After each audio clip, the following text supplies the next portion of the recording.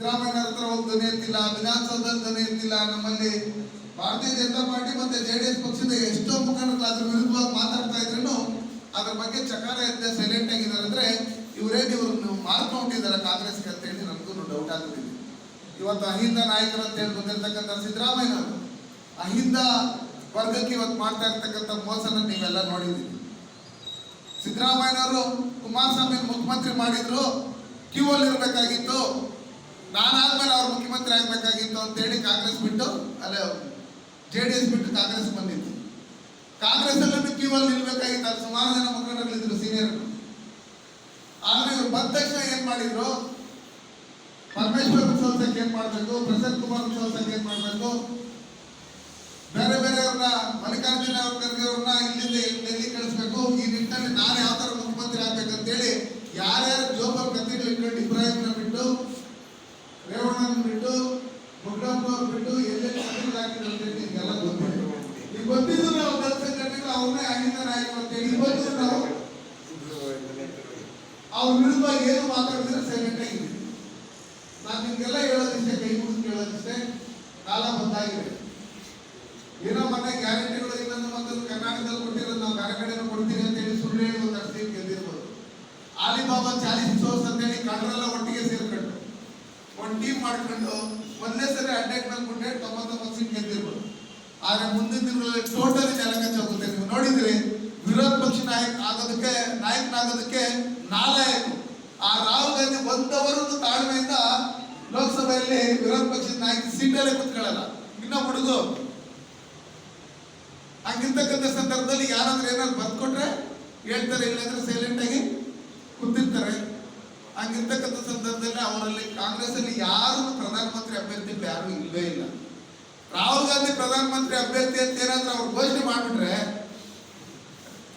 99 ಆಗುತ್ತೆ. ಅದಕ್ಕೋಸ್ಕರ ನಾನು ನಿಮ್ಗೆ ಹೇಳೋದಿಷ್ಟೇ, 3ನೇ ತಾರೀಕು ನಾವು ಅಲ್ಲಿ ಪಾದಯಾತ್ರೆಯನ್ನು ಶುರು ಮಾಡ್ತೀವಿ ನಮ್ಮ ನಾಯಕರುಗಳ ನೇತೃತ್ವದಲ್ಲಿ. ನಾವು ಮಂಡ್ಯ ಬಂದು ತನ್ನಷ್ಟಕ್ಕೆ 8ನೇ ತಾರೀಕು ಬರ್ತೀವಿ. ನಾವು 8ನೇ ತಾರೀಕು ಬಂದಂತ ಸಂದರ್ಭದಲ್ಲಿ ನಮ್ಮಲ್ಲಿ ಏನ್ ದಲಿತ ಸಂಘಟನೆಗಳ ಮುಖಂಡರು ನೀವೆಲ್ಲ ಇದ್ದೀರಿ, ಎಲ್ಲ ಪ್ರತಿಯೊಂದು ಕಾಲೋನಿಗಳಲ್ಲೂ, ಪ್ರತಿಯೊಂದು ಪಂಚಾಯತಿಗಳಲ್ಲೂ, ಪ್ರತಿಯೊಂದು ತಾಲೂಕ್ ಪಂಚಾಯತಿ, ಜಿಲ್ಲಾ ಪಂಚಾಯತಿ ಲಿಮಿಟ್ಗಳಲ್ಲಿ ಇರ್ತಕ್ಕಂಥ ಎಲ್ಲ ನಮ್ಮ ಮುಖಂಡಗಳನ್ನೆಲ್ಲ ಸೇರಿಸಿ ಜನ ಕರ್ಕೊಂಡ್ಬರ್ರಿ ಅಂತ ಹೇಳ್ತಾ ಇಲ್ಲ, ಲೀಡರ್ಗಳಂತ ಯಾರು ಇರಲಿಲ್ಲ. ಆ ಲೀಡರ್ಗಳನ್ನೆಲ್ಲ ಒಟ್ಟಿಗೆ ನೀವು ಕರ್ಕೊಂಡು ಕನಿಷ್ಠ ಪಕ್ಷ ಒಂದು 250-300 ಅವಾಗಲೇ ಹೇಳ್ತಾರೆ, ಒಂದು ಮಂಡಲದಿಂದ 100 ಜನ ಬರ್ಬೇಕು ಅಂತೇಳಿ ಒಂದು 400-500 ಸಂಖ್ಯೆ ನೀವು ಒಟ್ಟಿಗೆ ಬಂದು ನಮ್ಮ ಸಂಘಟನೆ ಶಾಲವನ್ನು ಹಾಕೊಂಡು ನಮ್ಮ ಸಂಘಟನೆ ಯಾವ್ದಿದೆ ಅದೊಂದು ಬ್ಯಾನರ್ನ ಕಟ್ಕೊಂಡು ನೀವು ಆ ವೆಹಿಕಲ್ ಅನ್ನು ಮಾಡ್ಕೊಂಡ್ ಬರ್ತೀರಿ ಅಂದ್ರೆ ಆ ವೆಹಿಕಲ್ಗೆ ಏನ್ ಮಾಡ್ಬೇಕು ಅಂತ ಹೇಳಿದ್ರೆ ಅದನ್ನ ನಾನು ವ್ಯವಸ್ಥೆ ಮಾಡೋಂಥ ಕೆಲಸಗಳನ್ನ ಮಾಡ್ತೀನಿ. ನಮ್ಮ ಜನಾಂಗಕ್ಕೆ ಇಡೀ ಕರ್ನಾಟಕ ರಾಜ್ಯದಲ್ಲಿ ಅನ್ಯಾಯ ಆಗಿದೆ. 1,000-2,000 ಕೋಟಿ ಅಲ್ಲ, 25,000 ಕೋಟಿ ಇವರು ಉಳುಮೆ ಮಾಡಿರ್ತಕ್ಕಂಥವ್ರು. ಹಂಗಿರ್ತಕ್ಕಂಥ ಸಂದರ್ಭದಲ್ಲಿ ನಾವು ಕೈ ಕಟ್ಕೊಂಡು ಸುಮ್ಮನೆ ಇದ್ದೀರಿ. ಮೊದಲು ನಾವೆಲ್ಲ ತಾಲೂಕ್ ಕಚೇರಿಗಳು ಬೆಳಿಗ್ಗೆ ಆದ್ರೆ ನಮ್ಗೆ ಅದು ಒಂಥರ ಸ್ವಂತ, taluk office, police station, DC office, AC office ಇಲ್ಲ. ಬೆಳಗ್ಗೆಯಿಂದ ಸಂಜೆವರೆಗೂ ನಾವು ಹೋರಾಟ ಮಾಡ್ತಾನೆ ಇರ್ತೀವಿ. ಸಣ್ಣ ಪುಟ್ಟ ನಮ್ಮಲ್ಲಿ ಒಂದು ನೀರು ಬಂದಿಲ್ಲ, ಒಂದು ಡ್ರೈನೇಜ್ ಮಾಡಿಲ್ಲ, ಒಂದು ಚರಂಡಿ ಮಾಡಿಲ್ಲ, ಒಂದು ಮನೆ ಇದು ಮಾಡಿಲ್ಲ, ಯಾರೋ SC ಕುಟುಂಬದಲ್ಲಿ ಯಾರಿಗೂ ಒಂದು ಪ್ರಾರಂಭ ಆಯಿತು ಅಂತ ಹೇಳಿದ್ರೆ ನಾವು ಹೋರಾಟ ಮಾಡ್ಕೊಂಡು ಬಂದಿರ್ತಕ್ಕಂಥದ್ದು. ನಮ್ಮ ಬ್ಲಡ್ಡಲ್ಲಿ ಹೋರಾಟ ಅನ್ನೋದಿದೆ. ಹಂಗಿರ್ತಕ್ಕಂಥದ್ದು 25,000 ಕೋಟಿ ಅವ್ರು ಗುಳು ಮಾಡಿರ್ತಕ್ಕಂಥ ಹೋರಾಟ ಮಾಡಬೇಕು. ವಿಧಾನಸೌಧ ಮುತ್ತಿಗೆ ಹಾಕ್ಬೇಕು ಅನ್ಸೇ ಇಲ್ವಾ ನಿಮ್ಗೆ? ರಾಮನಗರದಲ್ಲಿ ಮೊನ್ನೆ ಒಂದು ಹೋರಾಟ ಆಗಿದೆ, ಮೈಸೂರಲ್ಲಿ ಮೊನ್ನೆ ಒಂದಾಗಿದೆ. ಎಷ್ಟೋ ಜನ ನಮ್ಮಲ್ಲಿ ದಲಿತ ಕವಿಗಳು ಯಾರ್ಯಾರು ಇದ್ದಾರೆ, ಯಾರು ಮಾದೇವ ಅವರು, ಇವರು ಯಾರ್ಯಾರು ಸುಮಾರು ಜನ ವಿದ್ಯಾವಂತರಿದ್ದಾರೆ, ಬುದ್ಧಿವಂತರಿದ್ದಾರೆ.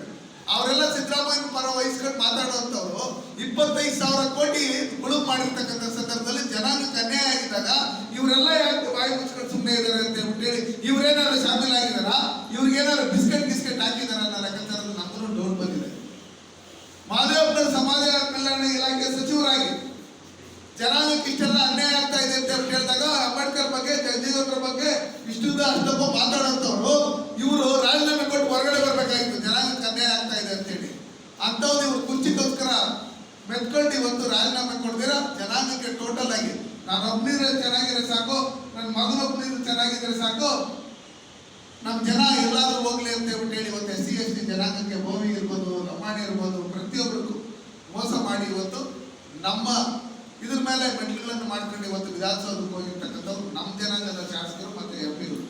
ಅದಕ್ಕೋಸ್ಕರ ಇವ್ರಿಗೆಲ್ಲ ಬುದ್ಧಿ ಕಲಿಸ್ಬೇಕಂದ್ರೆ ಯಾವುದೇ ಪಾರ್ಟಿ ಆದ್ರೂ ಸರಿನೇ ಜನಾಂಗಕ್ಕೆ ಅನ್ಯಾಯ ಆದಂತ ಸಂದರ್ಭದಲ್ಲಿ ನಾವೆಲ್ಲ ಒಗ್ಗಟ್ಟಾಗಿ ಹೋರಾಟ ಮಾಡ್ತೀರಿ ಅಂತ ಹೇಳಿ ನೀವೆಲ್ಲ ಒಗ್ಗಟ್ಟಾಗಿ ಬಂದು ನಮ್ಮ ಜೊತೆಲಿ ನಾವು ಇದ್ದೀರಿ ಅಂತ ಹೇಳಿ ನೀವು ಬೆಂಬಲ ಸೂಚಿಸೋದ್ರ ಮುಖಾಂತರ ನಮ್ಮ ಜೊತೆಲಿ ನೀವು ಪಾದಯಾತ್ರೆಯಲ್ಲಿ ಪಾಲ್ಗೊಳ್ಬೇಕು. ಪ್ರತಿ ಗ್ರಾಮಗಳಲ್ಲೂ ಸಿದ್ದರಾಮಯ್ಯನವರು ಕಾಂಗ್ರೆಸ್ ಸರ್ಕಾರ ಇಲ್ಲಿ ಮಾಡಿರ್ತಕ್ಕಂಥ ಏನು ಗುಡುಗು ಮಾಡಿದ್ರು ಅದನ್ನ ಅವಾಗಲೇ ಮಹೇಶಣ್ಣ ಹೇಳ್ತಾ ಇದ್ರು. ತೆಲಂಗಾಣದಲ್ಲಿ ನಡೆದಂತ ಚುನಾವಣೆ ಬಾರ್ ಓನರ್ಗಳು ಅಕೌಂಟ್ಗಳಿಗೆ ಹೋಗಿದೆ. ಯಾವುದೋ ಕೋಆಪರೇಟಿವ್ ಸೊಸೈಟಿ ಹೊಸದಾಗಿ ಸೃಷ್ಟಿ ಮಾಡಿ ಆಧಾರ್ ಅಕೌಂಟ್ಗೆ ಹೋಗಿದೆ. ಯಾವುದೋ ಜ್ಯುವೆಲರಿ ಶಾಪ್ ಅಕೌಂಟ್ಗೆ ಹೋಗಿದೆ. ಈ ತರ 187 ಕೋಟಿ ಹಣ ಅಲ್ಲಿ ಹೋದ್ರೆ ಆ ಪ್ರಾಧಿಕಾರದ ಅಧ್ಯಕ್ಷರು 100 ಎಕರೆ ಜಮೀನು ಅವ್ರ ಮಗಳ ಹೆಸರಲ್ಲಿ ಅವ್ರ ಹೆಸರಲ್ಲಿ ಇವ್ರ ಹೆಸರಲ್ಲಿ ಖರೀದಿ ಮಾಡ್ಕೊಂಡು ಇವತ್ತು ಅವ್ರನ್ನು ತಪ್ಪಿದಸ್ಥರು ಅಂತಿದ್ದಾಗ ಸಿದ್ದರಾಮಯ್ಯರೇ ಆ ತರ ಏನ್ ನಡೆದಿಲ್ಲ ಬಿಡ್ರಿ, ಬರೀ ಭ್ರಷ್ಟಾಚಾರ ಆಗಿದೆ. 89 ನಾವು ಮಂಡ್ಯ ಜಿಲ್ಲೆಯಲ್ಲಿ ಪತ್ರಿಕಾ ಭವನದಲ್ಲಿ ನಮ್ಮ ಹಲವಾರು ದಲಿತ ಸಂಘಟನೆಗಳ ಜೊತೆ ಭಾರತೀಯ ಜನತಾ ಪಾರ್ಟಿ ಹಾಗೂ ಭಾರತೀಯ ಜನತಾ ಪಾರ್ಟಿಯ SC ಮೋರ್ಚಾ ವತಿಯಿಂದ ಒಂದು ಪೂರ್ವಭಾವಿ ಸಭೆಯನ್ನು ಹಮ್ಮಿಕೊಂಡಿದ್ದೀವಿ. ತಮ್ಮೆಲ್ಲರೂ ಕೂಡ ಗೊತ್ತಿರತಕ್ಕಂಥ ರೀತಿಯಲ್ಲಿ ಕರ್ನಾಟಕ ರಾಜ್ಯದಲ್ಲಿ ಕಾಂಗ್ರೆಸ್ ಪಕ್ಷ ಅಧಿಕಾರಕ್ಕೆ ಬಂದ ನಂತರ ದಿನಗಳಲ್ಲಿ SCP TSP ಹಣವನ್ನು ಭಾಗ್ಯಗಳಿಗೆ ದುರ್ಬಳಕೆ ಮಾಡ್ಕೊಂಡಿರೋದು ಎಷ್ಟು 25,000 ಕೋಟಿ ಒಂದು ಕಡೆ. ಎರಡನೇ ವಿಚಾರ, ಮಾನ್ಯ ಮುಖ್ಯಮಂತ್ರಿ ಸಿದ್ದರಾಮಯ್ಯನವರು ಮೂಡ ಸೈಟನ್ನು ಬಡವರಿಗೆ ಸೇರಬೇಕಾದಂಥ 14 ಸೈಟ್ಗಳನ್ನ ತನ್ನ ಕುಟುಂಬಕ್ಕೆ ಮಾಡ್ಕೊಂಡಿರ್ತಕ್ಕಂಥದ್ದು. ಮೂರನೇ ವಿಚಾರ, ST ನಿಗಮದಲ್ಲಿ ಆಗಿರ್ತಕ್ಕಂಥ 187 ಕೋಟಿಯ ಹಗರಣ ಲೂಟಿನ ಮಾಡಿರ್ತಕ್ಕಂಥದ್ದು ಸಂಬಂಧಪಟ್ಟಂಗೆ ಕರ್ನಾಟಕ ರಾಜ್ಯದ ಪರಿಶಿಷ್ಟ ಜಾತಿ ಮತ್ತು ಪರಿಶಿಷ್ಟ ಪಂಗಡ ಈ ಸಮುದಾಯಕ್ಕೆ ಆಗಿರ್ತಕ್ಕಂಥ ಅನ್ಯಾಯವನ್ನು ತಿಳಿಸ್ಕೊಡ್ಬೇಕು, ಕರ್ನಾಟಕ ರಾಜ್ಯದ ಜನತೆಗೆ ಆಗಿರ್ತಕ್ಕಂಥ ಭ್ರಷ್ಟಾಚಾರವನ್ನು ತೋರಿಸ್ಬೇಕು ಅಂತಕ್ಕಂಥ ಉದ್ದೇಶದಿಂದ ನಾವು ಬೆಂಗಳೂರಿಂದ ಮೈಸೂರು ತನಕ ಪಾದಯಾತ್ರೆನ 3ನೇ ತಾರೀಕು ಬೆಳಗ್ಗೆ 8:15 ಗಂಟೆಗೆ ನಾವು ಹೊರಡ್ತಾ ಇದ್ದೀವಿ. ಈ ನಿಟ್ಟಿನಲ್ಲಿ ಈ ಭಾಗದ ಎಲ್ಲ ಸಂಘಟನೆಗಳ ಜೊತೆ ಕೂತು ಚರ್ಚೆಯನ್ನು ಮಾಡಿ ಈ ಒಂದು ಕಾರ್ಯಕ್ರಮ ಯಶಸ್ವಿ ಆಗಲಿಕ್ಕೆ ಪ್ರಯತ್ನವನ್ನು ಮಾಡ್ತಾ ಇದ್ದೀವಿ.